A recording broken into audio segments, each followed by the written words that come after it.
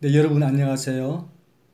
우리가 지난주 공부한 아우구스티누스까지를 정치적으로는 476년 서로마 제국의 멸망까지를 우리가 고대라고 하고요. 그 이후부터 동로마 제국의 멸망까지를 중세라고 합니다. 중세는 영어로 medieval이잖아요. 그것은 이제 어떤 의미에서는 중세보다 더 중요한 고대나 혹은 근대 사이에 있다고 해서 middle age, 그러니까 중간 시기에 있다고 하는 조금은 중세를 폄하하는 말일 수도 있습니다. 어쨌든 이 시대를 로마 카톨릭교 입장에서는 기독교 철학의 황금기라고 하고요. 또 일반 인본주의 입장에서는 암흑시대라 이렇게 평가하기도 합니다. 왜 이렇게 극명하게 평가가 다르냐면 이 시대가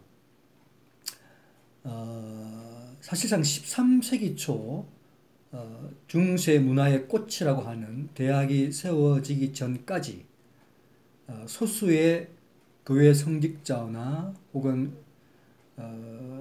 수도원의 수사 분들이 주로 지식을 독점하고 또 통제하였기 때문에 더 나아가서 종교 권력이 세속 권력에 맞먹거나 압도하는 힘을 가지고 유럽 사상을 지배하는 그러한 시대였기 때문에 그런 차원에서 기독교의 입장에서는 특히 로마 카톨릭교 입장에서는 기독교 철학의 황금기다 이렇게 표현할 수도 있습니다. 그러나 일반적으로 인본주의 입장에서는 그렇지 않죠. 왜냐하면 그 시대가 특별히 전반부와 굉장히 전쟁과 패권 싸움이 치열했어요. 일테면 그래서 이제 그 국왕이랄지 혹은 뭐 제후 또 기사 뭐 일반 평민에까지도 그런 중세 봉건 사회를 이루고 있는 모든 사람들이 다 전쟁에 많이 동원되고요. 또 게르만 민족의 대이동이랄지 노르만 민족의 이런 대이동으로 말미암아서 유럽에는 계속해서 지형을 달리하는 각 나라들이 새롭게 형성되고 또 그들끼리도 세력의 각축을 벌였기 때문에 일반인들에게서 문화적 활동이 미약했다라고 볼 수 있습니다. 그래서 이제 뭐 암흑시대라고 하는 것은 사실은 조금 조소와 경륜이 섞여 있는 표현이긴 하죠. 자, 어쨌든 동서 로마가 395년에 이 로마 제국이 동과 서로 나누어지게 됩니다. 서로마 제국이 476년에 망한 다음에 이 서유럽에는 이제 차례대로 프랑스, 독일, 이태리, 잉글랜드, 뭐 스웨덴, 덴마크, 노르웨이 이런 나라들이 등등 막 세워지기 시작하고요. 동로마는 또 1453년에 오스만 투르크에 멸망당할 때까지 존속했지만 이 비잔틴 제국의 힘은 대체로 미약했다고 보지요. 그러나 이 비잔틴 이 제국의 문화는 그래도 기본적으로 로마 문화를 계승하고요. 거기에 또 오리엔트 문화를 덧붙여서 아주 독특한 문화를 창조했다고 할 수 있습니다. 그러나 이 7세기 후반에는 이슬람 세력에게 수도인 콘스탄티노플까지 침략을 당하기도 하고요. 또 11세기에는 셀주크 투르크에게 또 이 소아시아의 땅을 빼앗기기도 하고요. 또 13세기 초에는 같은 기독교도인 로마 캐톨릭의 십자군에게 콘스탄티노플을 점령당하는 수모를 겪기에도 이르죠.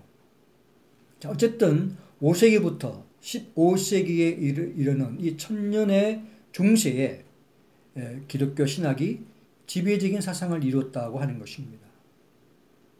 자, 이러한 시대에 그렇다면 철학은 어떤 기능을 하며 무슨 목적을 가지고 있었을까요?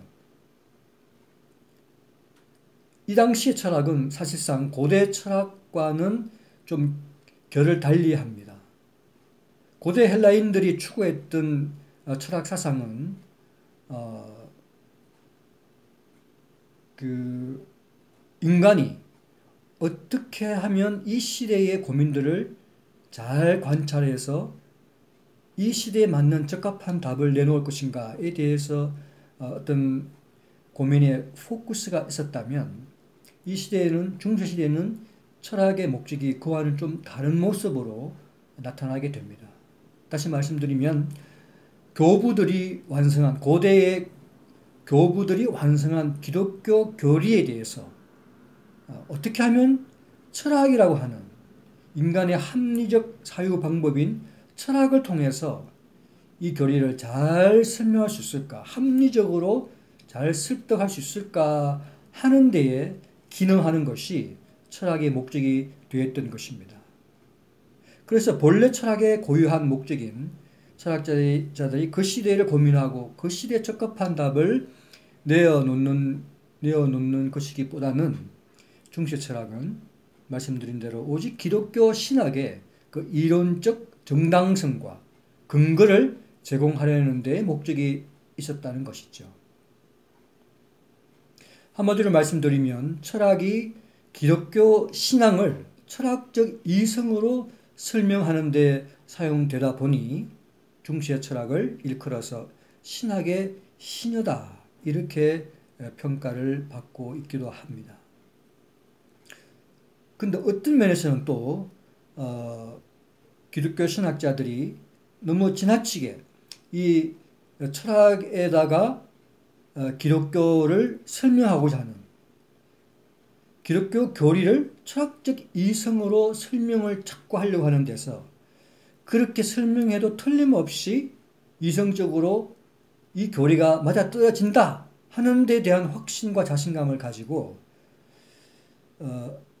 철학에 많이 의존하는 경향을 보였어요.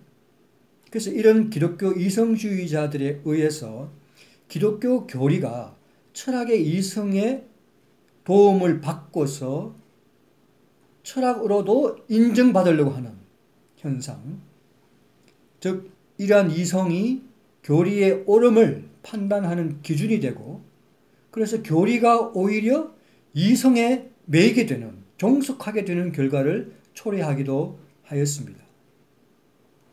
자, 우리는 이 기독교 교리를 이제 공부하고 또 그것을 계속해서 전하는 무리가 결국 교회에 사제들이 있단 말이죠. 그래서 이 지식이 굉장히 이 사제에게 수도원에 수살할지 교회 공직자에게만 이것이 국한되기가 쉽습니다. 어쨌든 그들은 기독교 교리를 이게 철학적으로 논증하기 위해서 그 수도원 한켠에 혹은 교회 한켠에 어떤 학교를 설립하고 그 성직자들을 교육하고 지도할 목적으로 일종의 교과 학습을 시켰어요. 그래서 이곳에서 그러니까 일반 학생들이 아니라 오늘날로 말하면은 목사나 신부들을 양성하는 신학교를 운영했다는 것이죠. 이때에 일종의 교과 학습으로 스콜라스틱이라고 하는 그 교과 학습이죠. 이 단어에서 스콜라라고 하는 말이 여기에서 유래가 됩니다. 일테면 교과 학습의 내용들, 교과 과정을 보면 먼저 배우는 과목들이 이제 문법, 논리학, 수사 이 세 과목이었습니다. 언어와 관련되어 있죠. 이걸 다 이제 떼고 나면 그 다음에 조금 더 실제와 관련된 학과들, 일테면은 뭐 산수학이랄지 기하학, 음악학, 천문학 등이 있는데 그런 것을 이제 배우게 됩니다. 근데 그런 것이 다 이 배우는 목적이 교부 신학 시대에 교부들이 완성해 놓은 기독교의 교리를 어떻게 이성적으로 잘 설명하고 논증할 수 있는가에 그것에 도움을 받기 위한 그런 것으로 이런 과목들을 공부했던 것이죠. 중세 중기라고 할 수 있는 11세기에 수도원 학교의 멘토라고 하는 소위 캔터베리의 안셀무스가 스콜라 철학의 아버지라고 칭함을 받습니다. 그의 학문적인 목표도 신앙과 이성의 조화입니다. 즉 그는 아구스티누스의 이런 기가 막힌 저작들로부터 풍부한 기독교 사상을 끄집어내어서 이를 어떻게 하면 철학적으로 잘 논증할 것인가 하는 그런 목표로 신학을 했던 것이죠. 이것이 바로 스콜라 철학입니다.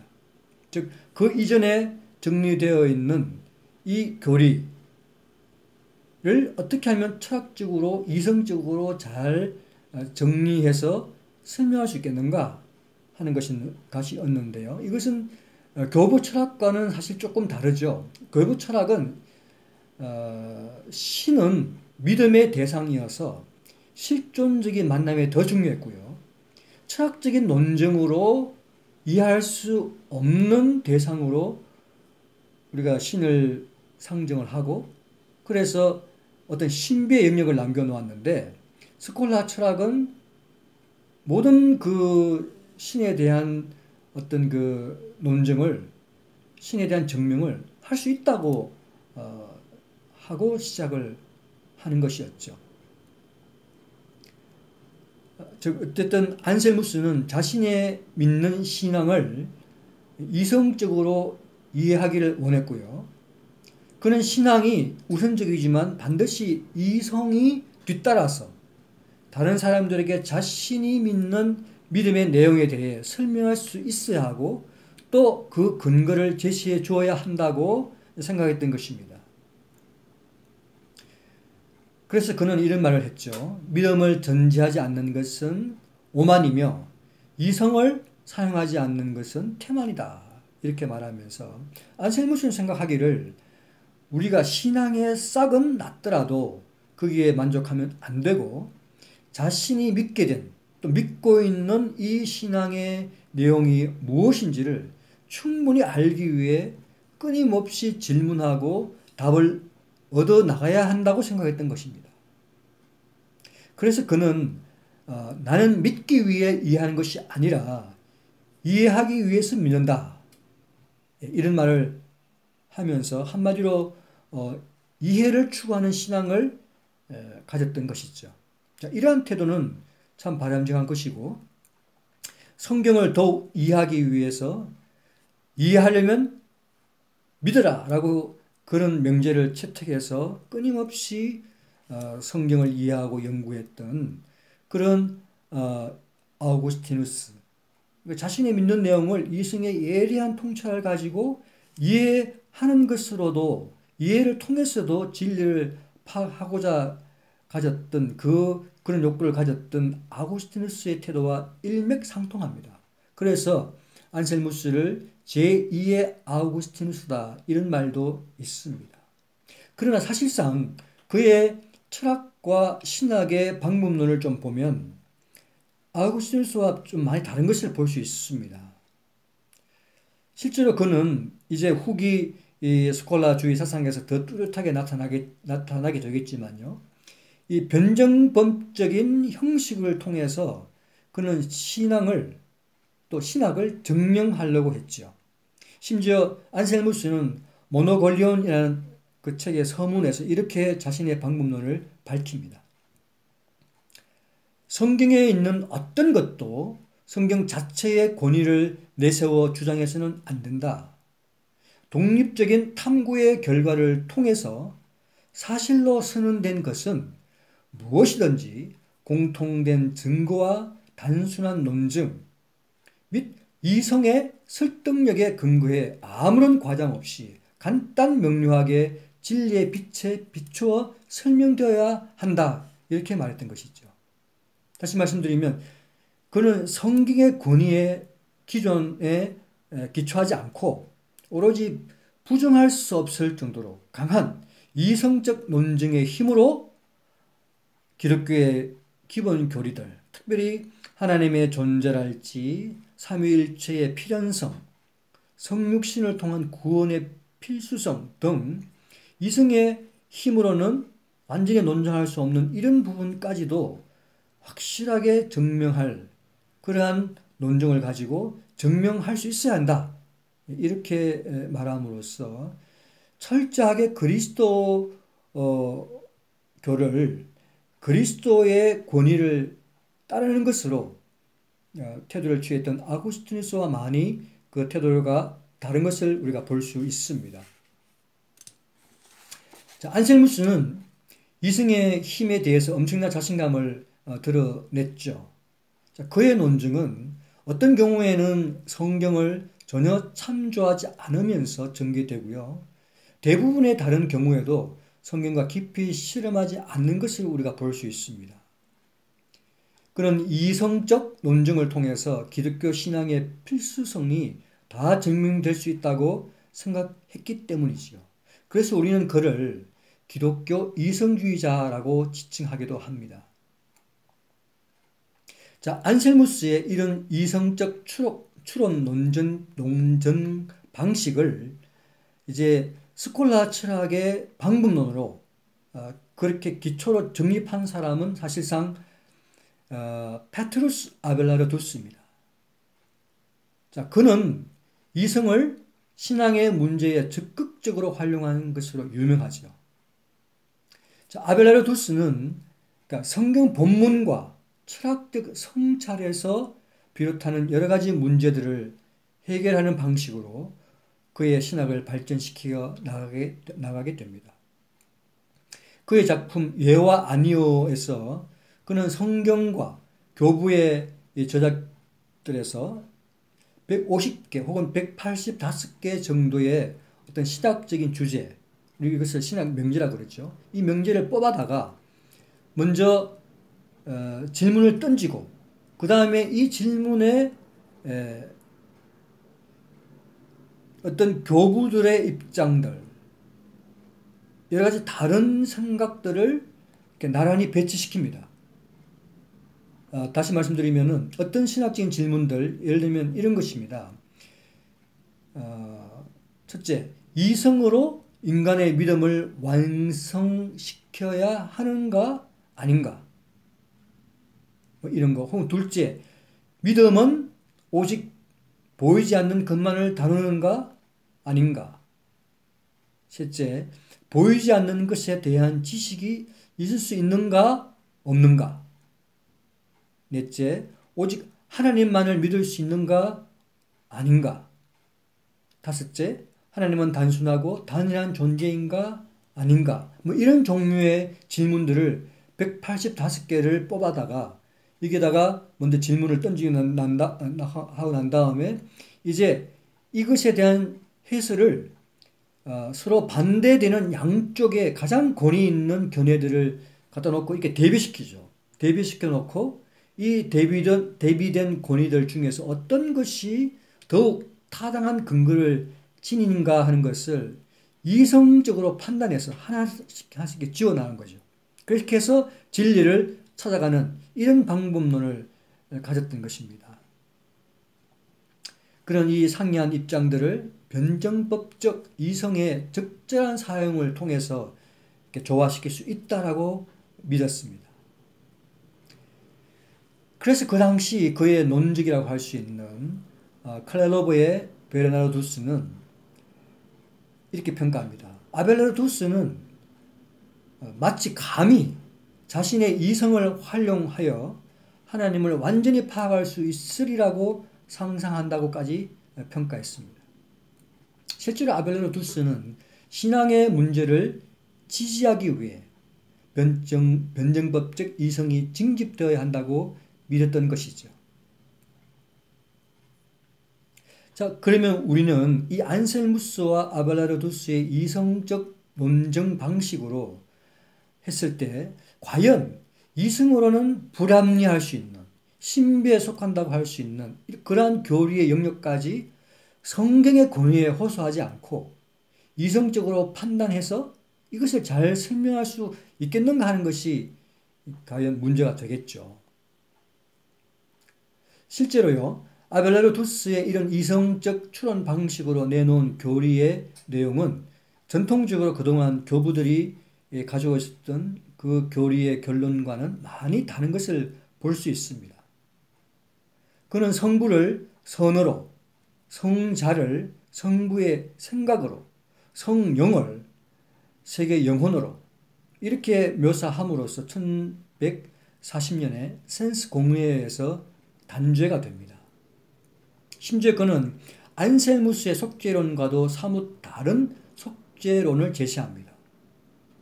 그는 예수님의 죽음에서 인류의 죄를 대속하는 속죄의 의미를 제외하고요. 이것이 가장 중요한 기독교적인 교리인데요. 인류의 죄를 속죄하는 것이 아니라 예수의 죽음은 단순히 화해하는 사랑의 본을 보여서 우리의 관심과 사랑을 얻으려고 했던 하나님의 방법이었다라고 말하게 됩니다. 자, 어쨌든 아벨라르투스 이후에 스콜라 철학자들은 그의 방법론을 그대로 사용합니다. 자, 신학적인 질문을 중심으로 다양한 견해들을 대조해서 이렇게 하나씩 이성적으로 판단하는 이러한 그의 방식을 다 따라갔던 것이죠. 그래서 피터 롬바르드가 저술한 네 권의 신학 명제의 집은 이미 그 당시 신학의 핵심 교재가 되었던 것입니다. 그리고 이것에 대해서 치열하게 자신들의 입장을 해설을 내어놓기도 한 것이 스콜라 철학인데요.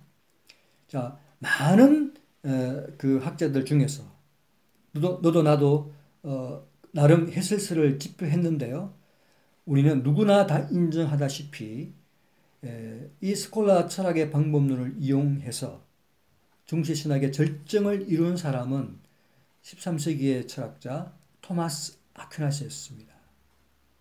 우리가 토마스 아퀴나스에 대해서는 다음 시간에 조금 더 자세히 공부해 보도록 하겠습니다.